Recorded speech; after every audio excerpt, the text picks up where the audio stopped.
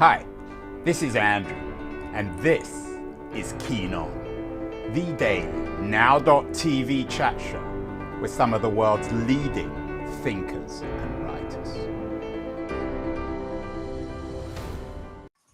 Hello, everybody. About 4 years ago, it's a long time, but I remember it very well. We did a really interesting show with a Miami-based writer, Mario Alejandro Ariza, on whether or not Miami's future is apocalyptic. He had a book out back then, Disposable City, Miami's Future on the Shores of Climate Catastrophe. And he saw Miami and the city and its architecture and its geography as symbolic of the coming environmental apocalypse. That's one way, of course, of seeing Miami. Many Americans see Miami through their own particular prisms, their own ideologies, their own ethnicities and cultures.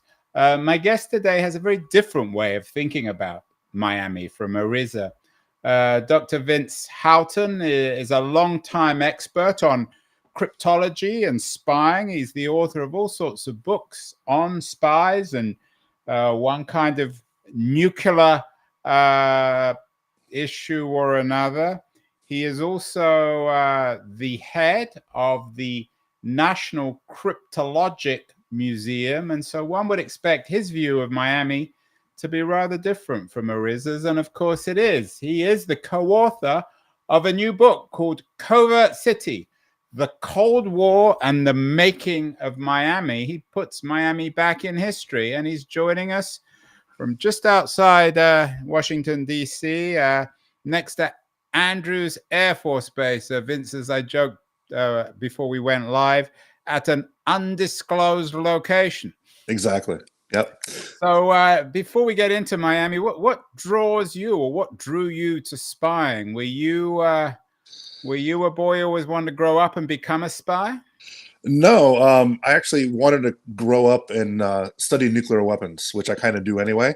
The intelligence side of things came in when I was deployed to the Balkans in the 1990s with the U.S. Army. My bio lets me say I worked with both civilian and military intelligence agencies in multiple capacities, which is the most cleared way we can possibly talk about it. But I got a chance to see what intelligence did. I got a chance to see the impact that it had. And then I realized that I could kind of bring two things together and look at nuclear weapons from an intelligence perspective, which is what I did a lot of my graduate work on and wrote the first book on. And then just kind of found my way into museums, which is where I am today. Yeah, and as I mentioned, you've written some books on nuclear issues. One book, Nuking the Moon, and another one, The Nuclear Spy. So Miami is a long way from an undisclosed location next to Andrews Air Force Base outside Washington, D.C. Vince, how did you get to Miami? Well, this is going home for me. Miami's my hometown. I grew up there, spent the majority of my formative years in Miami. My parents met there back in the 60s as undergrads at the University of Miami. It's where my dad and mom grew up. And so this was, not necessarily a long jump for me because it was, I watched a lot of this history happen while I was there. Same with my co-author. I think one of the fascinating things about Eric, who unfortunately can't join us today because he's a Coast Guard reservist. And right, this is Eric Driggs. Eric. Yeah, Eric Driggs, the Coast Guard reservist, and we just had some unfortunate situation up in Baltimore that the Coast Guard is dealing with, and so he's busy today dealing with bridges falling down. And so I'm going solo. But Eric and I grew up together. Eric and I grew up together in Miami, and although his name doesn't suggest it, Eric is 100% Cuban. Both of his parents came over after Castro took power, and so he grew up. Although we have all the same experiences, we went to the same schools, had the same friends, played the same sports, rooted for the same teams. We approach life from a very different perspective. My family, I'm 14th generation American, go back to the 18th century in the United States, and even before that, up in the Boston area in the early 17th century. Whereas Eric is experiencing all this as a first generation American. Like I said, his parents came over after the Castro Revolution. So we were able to kind of come together with very, very different philosophies. on what we observed and lived through in the history of Miami. And I think it makes for a fascinating book because we played off each other. This would have been a very different book if I had written all of it, and a very different book if Eric had written all of it. But the two of us kind of came together, were able to balance each other out. And I think that's the success of this book, is how balanced it is. Well, when Eric fixes that bridge in Baltimore, I'll have to come on the show. It's interesting you bring up Cuba, of course, and the argument in the book is that the relationship between Miami and Cuba, politically, culturally, economically, is a very complicated one. We did a show a couple of years ago with a Cuban or an American historian of Cuba, Ada Farah. Her book, An American History of Cuba, won the Pulitzer Prize, and she argues that, as you can tell from the title, Cuba, An American History, suggests that the whole history of Cuba is a kind of mirror of America itself. And I'm guessing you're saying the same about Miami. Very much so. And I think one thing that we notice, Eric and I, is that so much of the Cold War history that is considered the most interesting and academic. Like if you took a class at a university and it taught Cold War history, you'd have a certain set of books that everyone reads. And not a single one of them mentioned Miami as a key component in Cold War history. And we wanted to fix that, because we think that Miami is a microcosm of what America went through in the Cold War. In many respects, you look at Miami as arguably the second most important American city in the Cold War, behind Washington, of course. And so we thought we needed to bring Miami up to the same conversations as Washington, Moscow, Beijing, Berlin, London, the Cold War cities that we've been learning about for 70 years. Miami's never in that conversation. We argue that it needs to be. But to get a full picture of what happened during that period, you can't have the conversation without bringing in Miami, not only from a cultural standpoint, but from a foreign policy standpoint. Yeah, I'd never thought of it. And when I saw the book, I thought I got to get these guys on the show, because it's a fascinating thesis. And on reflection, it makes sense. When someone pitches a book called Covert City, as you say, you'd be thinking Berlin of all places, maybe Casablanca, right. But certainly not Miami. So, Vince, not everyone is as intimate with the history of Miami or of Cuba. Just remind us of the background to the Cold War in terms of Cuban involvement in that, and of course the post-Second World War history of Cuba itself. Yeah, so Cuba really goes through two major revolutions. One is in 1898 from the Spanish, at which point it becomes its own country for the first time in a long time. But it's independence with a leash. The United States is very much involved in the Cuban economy, very much involved in Cuban politics, and even in some cases foreign policy. And it's where Teddy Roosevelt, of course, made his name in some way. Right. The San Juan Hill with the Rough Riders, and that was the Spanish-American War. And so when Cuba becomes independent, it's a quasi-independence, because we're always sitting back and making sure that they don't go in a direction we don't want them to go. Well, in 1959, they go in a direction we don't want them to go when Fidel Castro takes power from a pretty horrible person. Batista, who was the dictator in charge of Cuba, we let him do what he wanted to do because he was very business friendly to the United States. But for most people just kind of held their nose in the United States because he was just a pretty terrible person. So when Castro comes to power, there are some people in American government that are like, you know what, this might be better. He's bringing a kind of a sense of democracy that lasts very, very, very short period of time, because Castro begins to nationalize important things like United Fruit Company properties and begins to kick out all the American economic interests. And so we're in a position, we, the United States, where we get very leery very quickly of Castro. And unbeknownst to him and us, his brother and a man named Che Guevara, who some people may have heard of, had already begun dealing with the Soviet Union. And realizing very quickly that the United States was not going to have any kind of friendly relationship with a left-leaning country 90 miles from the United States.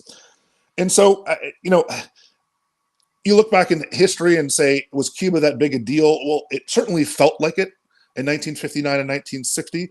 Having a Soviet satellite country 90 miles from the United States was something the American government, regardless of political party or liberal or conservative, they weren't going to abide.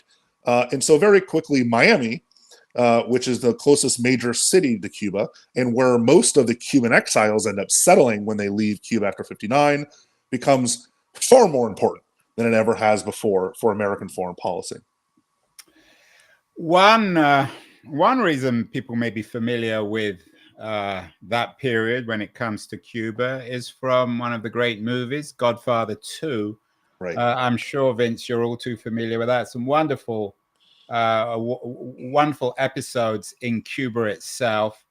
How accurate did Corleone get? The Godfather. How accurately did they get Cuba? In when was it imagined? I think it was 59. Right. So it's taking place at the very end of 1958. Because Castro takes power on New Year's Day, 1959. So the movie itself is focusing on 1958. The famous scenes near the end of the movie. At the end, the airlift. Yep. That's New Year's Eve because of all the celebration in the club at the beginning. Exactly. So you have New Year's Eve, you have Castro coming to power. And what's really accurate about it is how surprising it is to everyone. So they're still having a party, right? They have no worry that Castro's forces are going to come stomping into Havana, which is kind of what happens to the United States. This is a ragtag band of bearded riffraff that have come out of the mountains and created a unlikely revolution against an American-supported dictatorial state. That right. And one of the memorable, so much of The Godfather 2, which are memorable. One of the memorable scenes is the one featuring Hyman Roth, a Jewish-American mafia guy, at a meeting. I think it was on a Havana rooftop, featuring a lot of powerful American capitalists. Maybe this was a kind of Marxist reading of Cuban history. But were American businessmen and American criminal leaders like Hyman Roth, were they really involved in the Cuba of the late 50s? Absolutely. And I think that's what made Batista so vile to everyone is not only was he open to allowing American companies to exploit Cuban workers and Cuban land, but he was incredibly corrupt. And anyone who wanted to come in, including the mafia, could buy their way onto the island with gambling and prostitution and all the vices that are usually associated with organized crime. Batista, as long as his pockets were full, looked the other way. And that's why a lot of people looked at the Castro Revolution from Cuba as a great thing, even if they weren't communists, right? Even if they were normal, non-communists, even in some cases capitalists, anything might be better than what Batista had presented. This doesn't last very long, but the beginning was maybe Castro would be good for Cuba. And let's remind ourselves of the real politics of the time, not Hyman Roth and Michael Corleone, but the men in charge in Washington, D.C. JFK is remembered now fondly by most Americans. But in Cold War terms, he was somewhat of a reactionary. And he wasn't. When we look back at his career, Cuba probably wasn't the high point, was it? Well, no. But certainly in his reading, his understanding, his take on what was happening there. Well, his take is something that is passed down to him from the Eisenhower administration. So 1959, the entire year of 1959 and the entire year of 1960, so the first 2 years of the Castro government wasn't the Kennedy administration, it was the Eisenhower administration. Kennedy doesn't become president until January of 1961.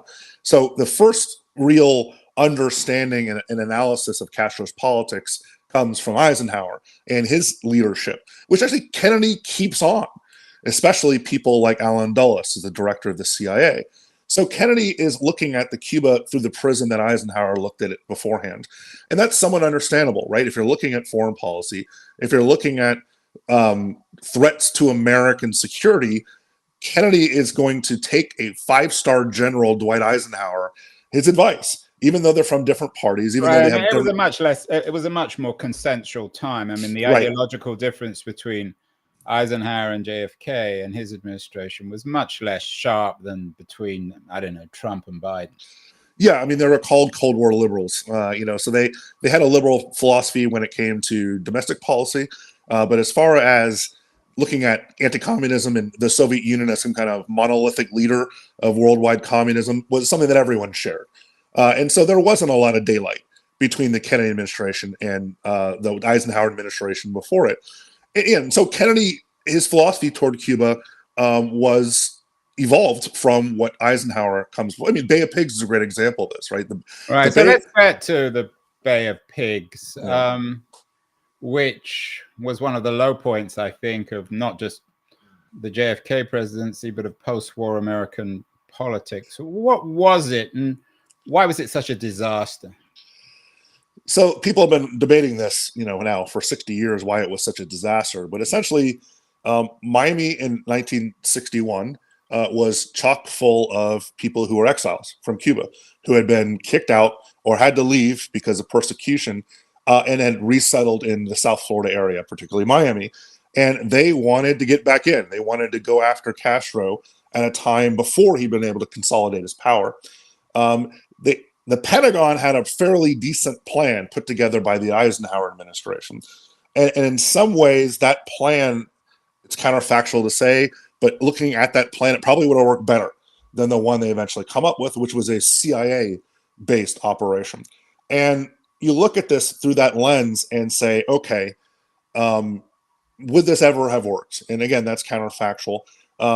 Maybe it never would have one way or the other, but it was changed very much the last minute with people that didn't quite understand not only the politics of the region that they were going in. The Bay of Pigs region itself was very heavily pro-Castro because they were poor farmers and people who would not readily decide to switch sides and join up with the Cuban exile invaders. And of course, at the last minute, John Kennedy calls off the air support that had been promised to the operation, mainly because it looked like it was going to fail one way or the other. There was a large ship, the Houston, which was carrying over ammunition and weapons that was hit by a direct shot, arguably the luckiest shot in warfare, by a Cuban ground installation, and blew it up. So essentially all of their equipment, all the ammunition that they were going to use to actually attack the island was not available to them. And at that point, they weren't going to win one way or the other. Kennedy looked at it and said, we're not going to get ourselves involved. We're calling off the airstrike. So Kennedy gets blamed. In many respects, the blame is not... And the blame is shared with Bobby Kennedy as well, who takes a lot of the responsibility, fairly or not. It's kind of one Kennedy, you get both Kennedys in this situation. And they were both, Bobby, of course, was Attorney General. So let's take a break, Vince, because now we're really getting into this deep. We've got to the Bay of Pigs. We haven't got to the missile crisis yet, and we haven't got to Miami as a bed of spies. But I want to remind everyone that great guests like Vince are brought to us by Liberties, a quarterly journal of culture and politics. Wonderful new publication, often dealing with contemporary historical subjects like the Bay of Pigs and the Cuban Missile Crisis. Going to run a short feature on Liberties, and then we'll be back with Vince Houghton to talk more about Miami, the Cold War, and America's true covert city. The noise, there is nuance, insight. Liberties is not just a journal of ideas. It's a meteor of intelligent substance. It's the place to be for engaged citizens.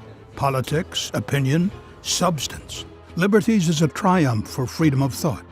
A quarterly of urgency, of cultural exploration, of intellectual delight, of immaculate prose. It's invaluable. Subscribe now or find Liberties at your favorite bookseller.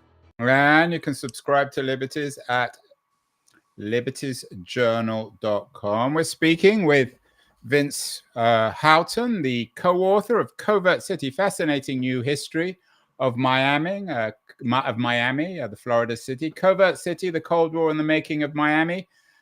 So, Vince, we talked about Bay of Pigs, and now we get to the missile crisis. If the Bay of Pigs was the low point of the JFK presidency, the missile crisis was the high point. Tell us about this and Miami's association with it. Yeah, so the long and the short of the missile crisis is that Nikita Khrushchev realized he was vastly outgunned when it came to nuclear capability in the Cold War. Most people don't know this, but in 1962, the United States had a 17-1 numerical advantage in deliverable warheads, right? So every warhead the Soviets could put on a target in the West, we could put 17 on them. And so Khrushchev was looking for ways to fix this inequality. And Cuba seemed to be the no-brainer. We had already shown our willingness to invade Cuba. And so by putting missiles there, Khrushchev hoped that he could kill two birds with one stone. One, he could somewhat equalize the numerical and strategic disadvantage in nuclear weapons. And two, he could help protect a Soviet ally, especially one so close to the United States, to send a message to the rest of the world and those that might want to join up in the Soviet side, that the United States could not bully them, that the Soviet Union would stand by them, protect them with the most important weapon that they had, nuclear weapons. And so the long and the short of it is, he thought he was going to sneak these weapons into Cuba and then announce it to the world. They're here, they're operational, there's nothing you can do about it. But American intelligence was able to locate and detect them prior to them being operational, which gave John Kennedy a pretty big choice, one that we don't necessarily envy, even in hindsight, of what do you do about it, right? Do you take out the missiles militarily before they're operational and risk World War III? Or do you go the different route, which he eventually chooses, and create a blockade of Cuba to force the Soviets to move back and pull the missiles out without any shots being fired? And that's what he chooses to do. We now know there was a back channel deal between the Soviets and the Americans that if the United States pledged not only to not intervene in Cuban politics in the future, at least militarily, but also to remove our Jupiter missiles, which are short-range and medium-range missiles from Turkey, then they would pull the missiles out of Cuba. And this was a deal that was not announced publicly. We actually don't find out about this until the Cold War is over. But by keeping it secret, everyone's able to save face. And everyone claims victory, particularly JFK. And right. He claimed a manly victory in the crisis, which perhaps wasn't as accurate. So let's go back to Miami. What was happening in Miami during both the Bay of Pigs, but particularly the missile crisis? Was it a den of spies? Well, Miami's been a den of spies since the Cuban Revolution took place. The Castro government was not stupid when they took power. They realized how tentative and how very fragile that their power was going to be with the United States as close as they were. And so as many Cubans left the island after Castro takes power, the Castro regime is very good at sprinkling in intelligence officers within the people who are legitimate exiles. And so even the first people who come over to Miami after the Castro Revolution included some members of Cuban intelligence. As the Bay of Pigs fails, this number goes way up because Castro is absolutely going to make sure he knows what the exile community is up to. And so more and more people are sent over, the vast majority of them looking as though they're legitimate exiles. They ingratiate themselves to the Cuban community, and the whole time they're sending information back to Castro's government inside Havana. During the Cuban Missile Crisis, what you get is a militarization of Miami. You go from being a CIA station of some size, actually the second largest CIA facility in the world behind only the headquarters in Langley was in Miami in the early 1960s, to a fully militarized. That wasn't the unofficial. That was an official fact. Yeah, absolutely. That's not us making guesses. That's the CIA station in Miami was called JM Wave. It had hundreds of CIA personnel and thousands, if not 15, 20,000 Cuban exiles on the payroll. At one point in 1960, it was contributing about 1/3 of Miami's economy. So the CIA had a massive, humongous influence. Yeah, a humongous influence on how Miami was built. But we're talking about 1962 and the Cuban Missile Crisis, that's when the military shows up. And you have entire divisions of American soldiers and Marines and sailors and Air Force, especially what we kind of don't use today, thank God, but anti-aircraft batteries with nuclear weapons, Nike ground-to-air missile systems, that the warheads were actually tactical nuclear weapons that were going to be used to try to shoot down any kind of attack that comes from Cuba. It became a fortress Miami. And the interesting thing about that is when the Cuban Missile Crisis ends without a shot fired, the troops leave, but the infrastructure stays. The anti-air nuclear tipped missiles stay. The infrastructure at Homestead, which is a suburb of Miami, Homestead Air Force Base, remains. And so the militarization doesn't stay exactly the same. We're not going to house multiple army divisions down there. But the idea of Miami becoming a bit of a fortress area for protecting the United States from its kind of southern flank is something that continues on all the way up to the end of the Cold War. Does this show, we did a show a year or two ago with the geographer Ian Morris, who believes that geography explains everything. He would, because he's a geographer, of course. Everything from Brexit to Cuba to the Russian invasion of Ukraine. And he had a book out, Geography is Destiny. Does the story of does the story of Miami, Vince, prove that geography is indeed destiny? Was there a certain inevitability about this, given Miami's geographic position? I think, I mean, I'm not a geographer, so I think history is much more important. But I understand the argument being made. And there's no question that Miami's geography plays a huge role in its importance during this time period. I mean, the importance of Miami goes back to the days of the pirates, where it was just a great place to smuggle stuff in and out, and continues to today, where you're looking at Miami as this hotbed of international intrigue. But certainly during the Cold War, geography played a massive role. I mean, Miami was considered the capital of Latin America. It was the center of Latin American economic trade and finance. Its proximity to Cuba makes it very important when it comes to the Cold War politics of the time. And then being in Florida, I mean, one of the arguments we make near the end of the book kind of takes it beyond looking at Cold War intrigue and more about the importance of it politically, where Florida becomes so important to American national politics, and Miami kind of becomes so important to Florida politics that the city itself, geographically, if it was in Idaho, obviously it wouldn't matter as much, and it didn't have this influx and this easy access from Latin America, it wouldn't matter as much. So yeah, I think geography plays a huge role in why Miami becomes such an important city. And what about in the history of covert operations? I seem to remember, and you know this stuff inside out, so please correct me if I'm wrong, that the Cubans were also involved in Watergate, certainly in burglarizing the Watergate building. Is there a Miami connection to Watergate? There's a Miami connection in that all the burglars, or most of the burglars, were from Miami one way or the other.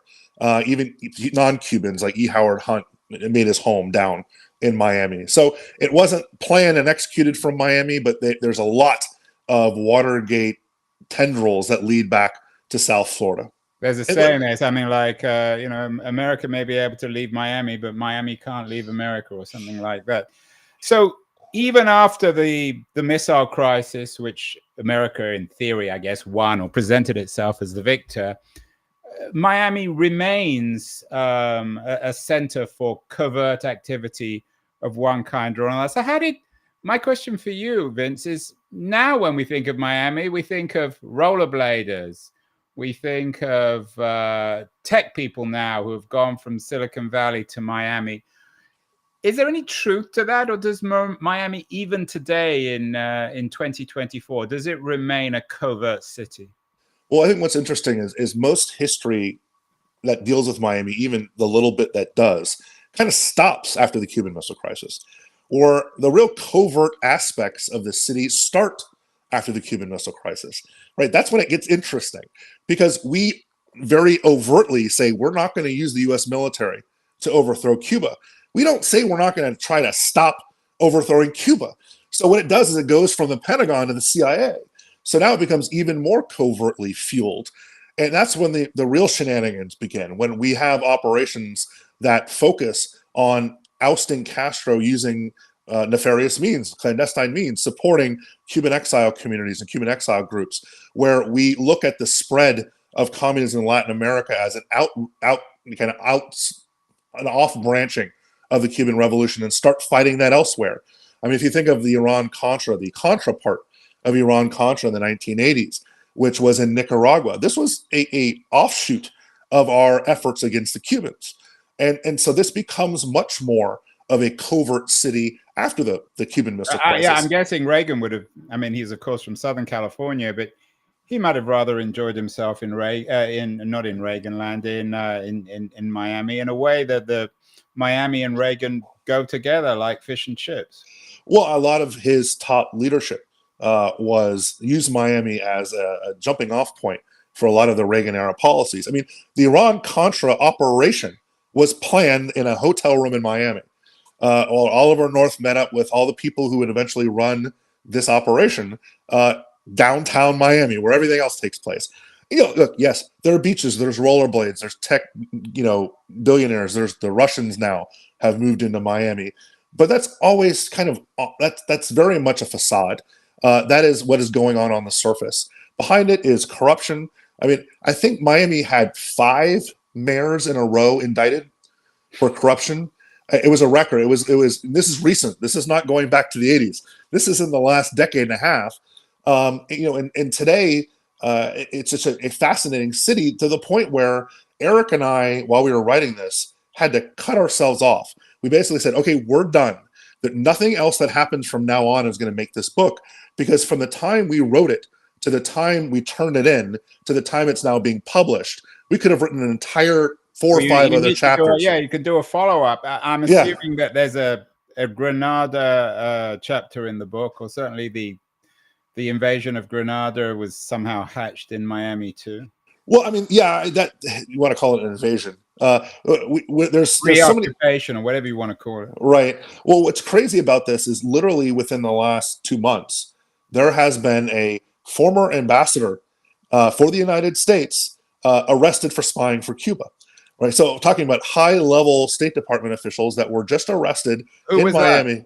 I'd have to Google his name. Off the top of my head, I don't remember it, because that's one of like 15 different. Eric would know it in a second because he'd actually dealt with that case. But there's one of about 15 different things that have happened in the last year since we started copy editing this. That could have been multiple chapters. They've just happened now. And it's one of these things that you look at and say, we're not even done with the Cold War in Miami. And that's what, to us, that's what made this city so interesting, is in 1989 or 1991 or wherever you want to say the Cold War ended, it kept going.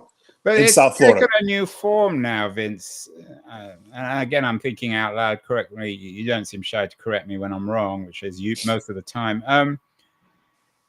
America doesn't fear communism anymore. It fears illegal immigration. And I'm guessing that in a sense, Miami could be a business conspiratorial center for one kind of business associated with illegal immigration, although it's not on the border itself. How does Miami play in this new quote unquote Cold War?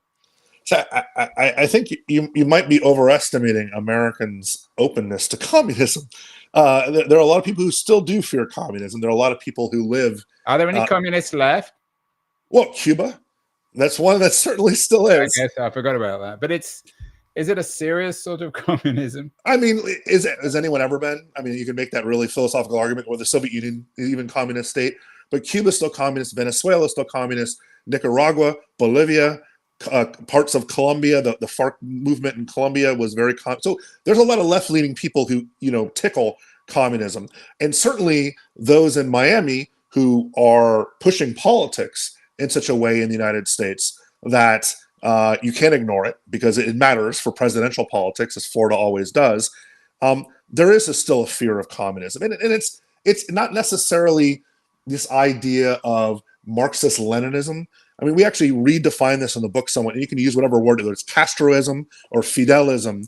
It's this idea of the way Castro was able to reshape his country and his image, which is now what has taken root in places like Venezuela, in Bolivia, kind of like, and Nicaragua. It's a Cheism, or it's. Yeah, I mean, Che had a little bit more, was arguably more left than Fidel was. The idea of nationalism, more romantic, and yeah, very much more romantic. Fidel was a relatively straightforward pragmatist, and the idea of the only way we're going to have control over what we do is if we own it, and so all these foreign influences need to get out, and unfortunately, that doesn't work well with American businesses. Vince, there's, I guess, legitimate anti-communism, and shall we say, irrational or outrageous anti-communism, of support for reactionary regimes like the Pinochet regime in Chile and elsewhere. Was Miami always a center for that? I mean, there are a lot of wannabe militiamen running around the streets of Miami these days. Yeah, I mean, I think that, you see both levels of this. And that's why it's so important not to be very black and white with what we're seeing down in Miami. You have people who are true freedom fighters. And I don't mean that in the kind of pejorative way. I mean that how their homes were taken away from them, and their neighbors were shot by the Castro regime, and they had to leave on rafts to get across. And now they truly want to go back and bring democracy, not some kind of right-wing democracy, but true democracy back to Cuba. Then there are those who we kind of chuckle at because they're knuckleheads, and that's a nice way of saying they are the reactionary, far right-wing militia types. And there are Cuban immigrants among them, the organizations like Alpha 66 and Omega 7, who were absolutely militant and are to this day. And then you have people who are kind of taken the cue from the Blackwaters of the world, or maybe our former contract military types, militia types, and are essentially soldiers of fortune who have headquartered themselves in Miami. Right, so privatization, which yep. would be a natural home in a place like Miami. Well, absolutely, because you just buy the right person off and you can do whatever you want. And so the coup, a city of mercenaries in a way. We just did a show on mercenaries with Elliot Ackerman. So the coup in Haiti was planned in Miami and financed in Miami. There's an attempted coup in Venezuela about a year ago that was funded and financed and planned in Miami, all done by private contractor types. And the one in Haiti succeeds as far as taking out the president who's killed, but now Haiti is a complete and utter basket case of a country. The one in Venezuela fails because the guy running it was an idiot. There's no real better way to say that. It was one of these, we'll get weapons when we get there, and that stuff really doesn't work out well. And Vince, what about the role of the illegal drug industry and all this? So illegal drugs were able to do two things. One is they picked up on the smuggling routes that were created in the 1930s by the rum runners, by the people who were bringing in booze during Prohibition. And South Florida is such an easy place to smuggle things in because it's a peninsula, it's surrounded by water. You have all the swamps, the Everglades, and the canal systems, and all the different keys that are not populated, and it's impossible to patrol those areas. And then in the late 1970s and 1980s, they took those routes and amplified them tenfold. And you had people who were already there, very good at smuggling things in and out. It wasn't necessarily drugs. It was weapons. It was people. It was operatives who were going in and out of Cuba. Those same smuggling routes were now used to bring in cocaine primarily, but also marijuana and other things from Colombia and from Mexico and from other places in the Caribbean. It became a number that was astronomical, the amount of drugs coming into Miami. And of course, the money followed it. Now, I think people look at the city as everyone was walking around with like white powder on their nose. The vast majority of the drugs that came to Miami didn't stay in Miami. They went to everywhere else in the country. The money, though, is what stayed in Miami. And so in the 1980s, you see another, 1960s, we talked about the idea that CIA dumped a massive amount of money into Miami. That was that first real step of the growth of Miami. The 1980s was the next big step, where you have a population boom from the Mariel boat lift in 1980, which brings over thousands and thousands of Cubans from Cuba, and then you have an economic boom from the drug trade that coincides and really brings Miami to the level that no one ever expected. I mean, it's not a very big city. It's expanded now much, much more than it was before, but Miami was a quiet, sleepy little tourist town, even going as recently as the mid-1950s. And now it is one of the most interesting, economically viable cities in the world now. Culturally, and it's a home of fine food, and certainly for tourism. And finally, I can't resist, although I don't always like bringing his name up, but Donald Trump is, of course, now a Florida resident, might even end up in a Florida jail for all we know. He lives in Mar-a-Lago. Is there a Trumpian epilogue to your narrative, Vince, or is this an entirely different story? No, there's a little bit. We don't make any kind of assumptions here, but there's an area called Sunny Isles which is a really well-off community just on the outskirts of Miami that is essentially owned by Donald Trump. A number of the apartment buildings, a number of the condos are Donald Trump properties. And what makes Sunny Isles interesting is that it is now called Little Moscow. And this is where the vast majority of the Russians who are moving to Miami or have businesses in Miami are living in Trump properties. Surprise, surprise. And what the irony of all ironies is, if you look at the quote-unquote anchor baby crisis, which so many of the anti-immigrant people were bringing up about people coming in from Mexico and having kids in the United States to become American citizens, the vast majority of the anchor babies are Russians who are well off and coming into the United States to stay at their condo on Sunny Isles in a Trump property and having their kids in the United States and having U.S. passports, but then going back to Russia. And so the intelligence community, and I can tell you this without breaking any laws, the intelligence community is kind of nervous about this, because you're going to have Russians who will grow up in Russia with U.S. passports, which will not make it all that difficult for them to come back later on and get jobs in the United States, sensitive jobs in the United States, because they were born in Miami and not in Russia. Well, Vince, congratulations on the Cold War and the making of Miami. Fascinating story, intriguing on so many levels. I'm guessing your next book will be a Le Carre style espionage story based in Miami. Is that right?